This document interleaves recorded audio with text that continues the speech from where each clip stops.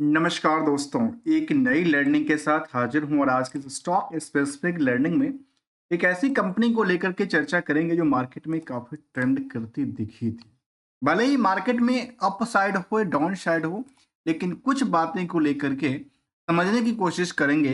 Company का नाम है डिक्शन टेक्नोलॉजीज और ये कंपनी का कारोबार जो है वो कारोबार करती है किससे पता है? इलेक्ट्रॉनिक्स जो मैन्युफैक्चरिंग होता है उसकी सर्विस प्रोवाइड करती है।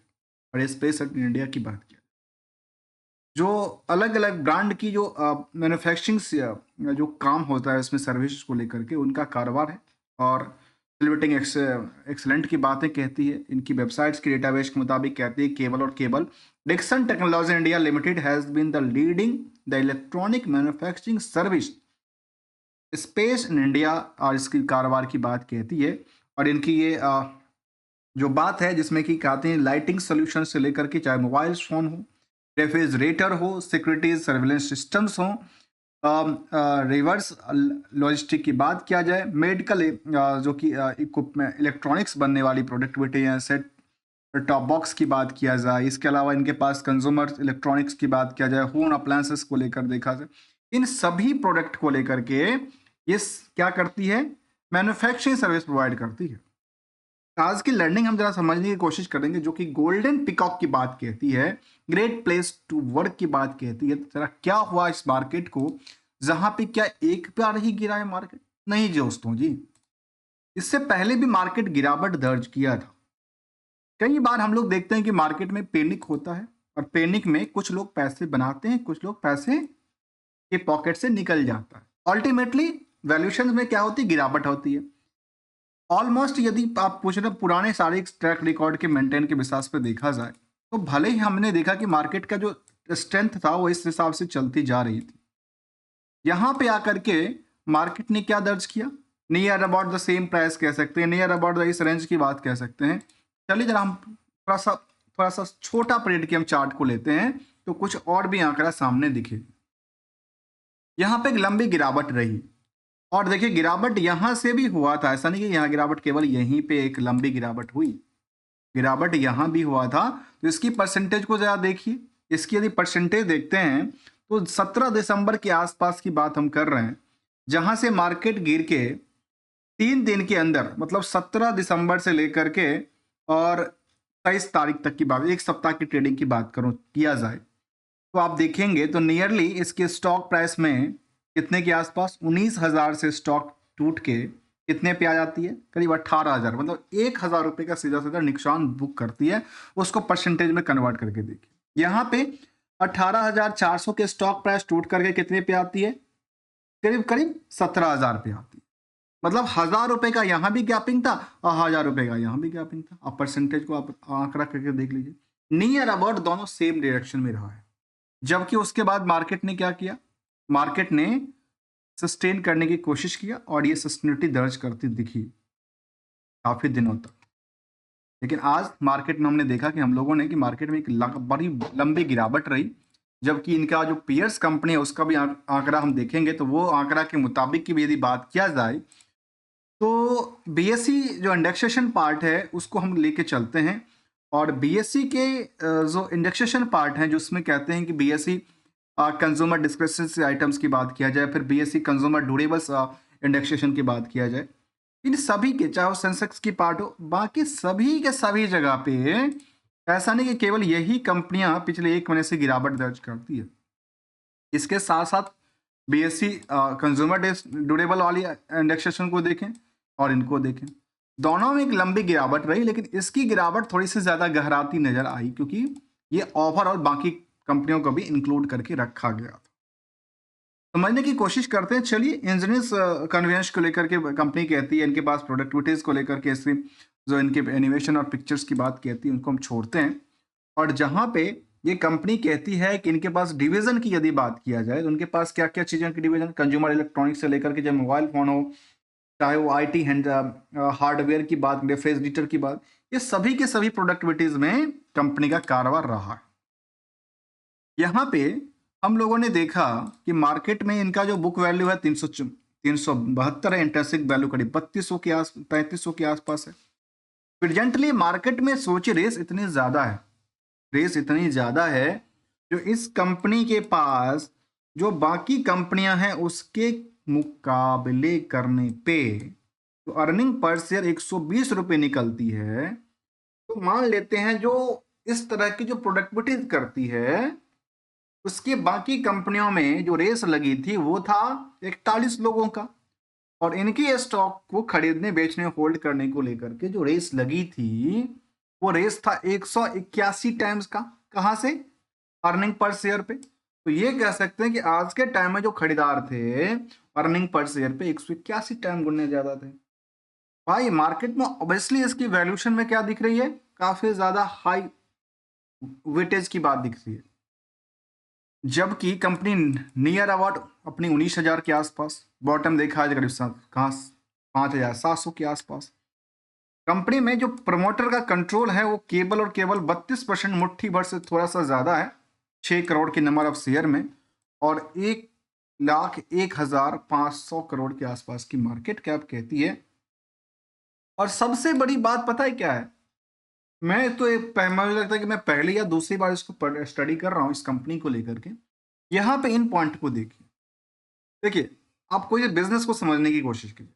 जो बिजनेस क्या है, जो 3% की नेट इनकम मार्जिन देती है, उसके मार्जिन के बेसिस पे आप कंपेयर करेंगे मार्केट में, तो 1,000 रुपये की आपकी मार्केट में उधार रही है केवल 3 रुपये कमाने, 3% मतलब कमाने को लेकर।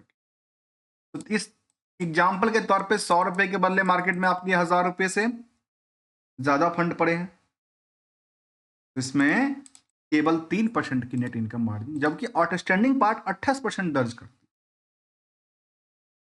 यदि डेट टू इक्विटी के बारे में देखा जाए तो 0.36 का, और करंट रेशियो के नंबर भी 1.03 का दर्ज करती दिखती है। आरओई आरओसी काफी अच्छी है, नियरली 25 से लेकर के 30% के बीच में घूम रही है। डेक्सन टेक्नोलॉजी लिमिटेड है 1993 में बनी थी, इलेक्ट्रॉनिक मैन्युफैक्चरिंग सर्विस को लेकर के, जिनका कामकाज हमने देखा कि इनका होम लाइटिंग से लेकर के घर की अलग अलग अप्लायंसेस को लेकर कंपनी का कारोबार रहा है। हमने इंडेक्सेशन पार्ट भी देखा जिसमें कि बीएससी कंज्यूमर डिस्क्रिशनरी इंडेक्सेशन की बात किया जाए, कंज्यूमर ड्यूरेबल्स इंडेक्सेशन की बात किया जाए, दोनों में आपस में तालमेल थोड़ा बहुत करके बैठता तो नजर आता है। जरा समझने की कोशिश करते हैं अगली पड़ाव, जो कंपनी का जो पोटेंशियल क्रिएट करने की बातें कहती है, या उनको लेकर के फाइनेंशियल पोजीशन कैसा रहा इस कंपनी का अभी तक के डेटाबेस में। तो यहाँ पे जब हमने फाइनेंशियल पोजीशन देखा तो 2024 तक का जो डेटाबेस था उसमें देखिए, जो 2022 में सबसे ज्यादा था, 23 में आके घट गई, 24 में आके घट गई इनकी खुद का कारोबार में।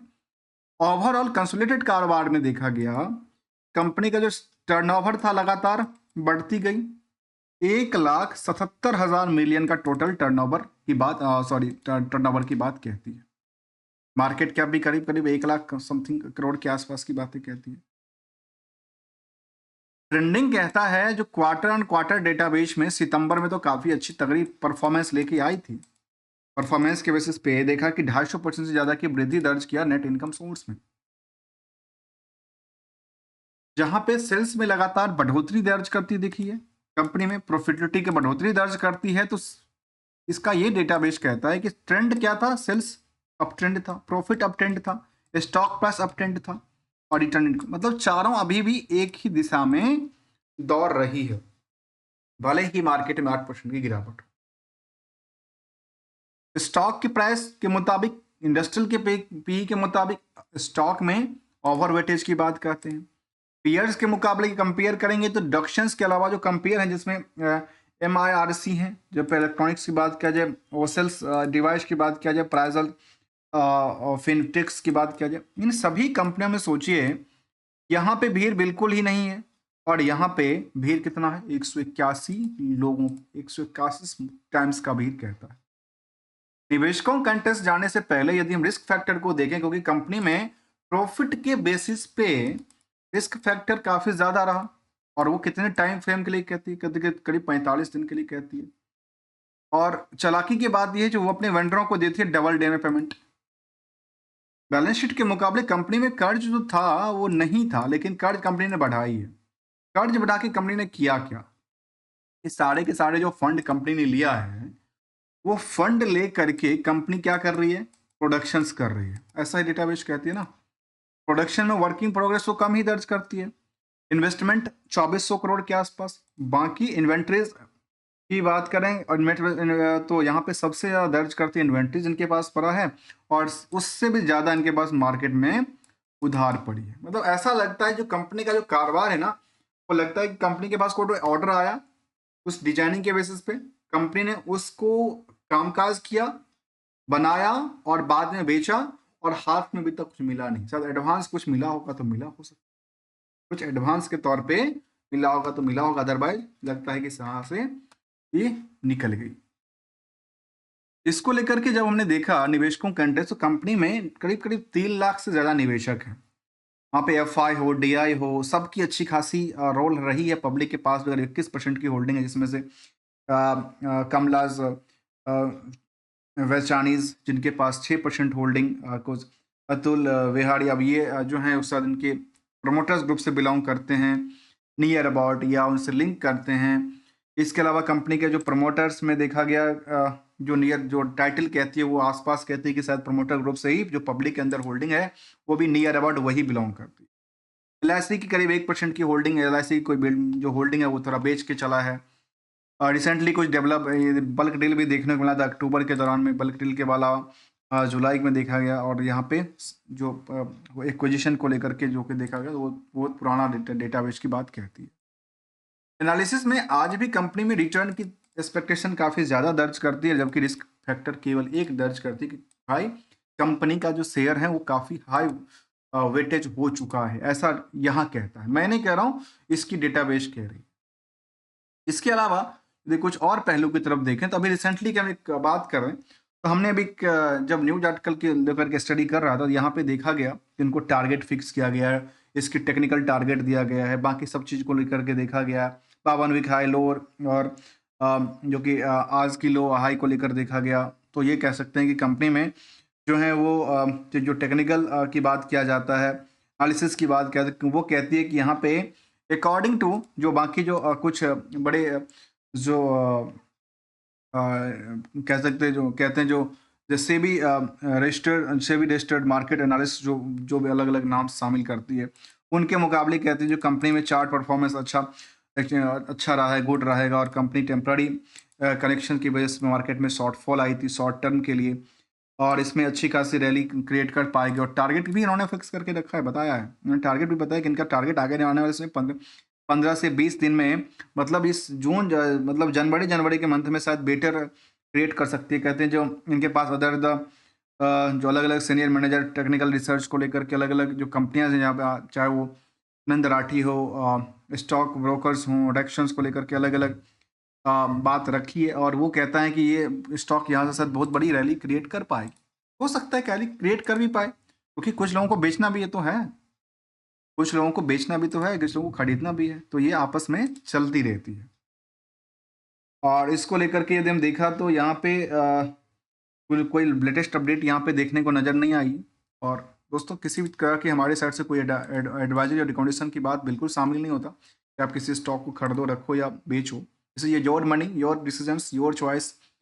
बट मेरा सर्च सिचुएशन ये है, जो मैं अवेयरनेस के तौर पे किसी न किसी स्टॉक को सर्च करने की कोशिश करता हूँ मार्केट में, जो निवेशकों को कई बार नुकसान देता है, कई बार कुछ फायदा देते हैं, मैं हकीकत क्या है उसको जानने की कोशिश करता हूँ, वही आपके सामने भी रखने की भी कोशिश करता हूँ। मिलेंगे कुछ नई स्टडी के साथ, तब तक के लिए थैंक्स फॉर द ज्वाइनिंग दोस्तों। यदि आपको अच्छा लगा तो वीडियो को लाइक, चैनल को सब्सक्राइब करना मत भूलिएगा।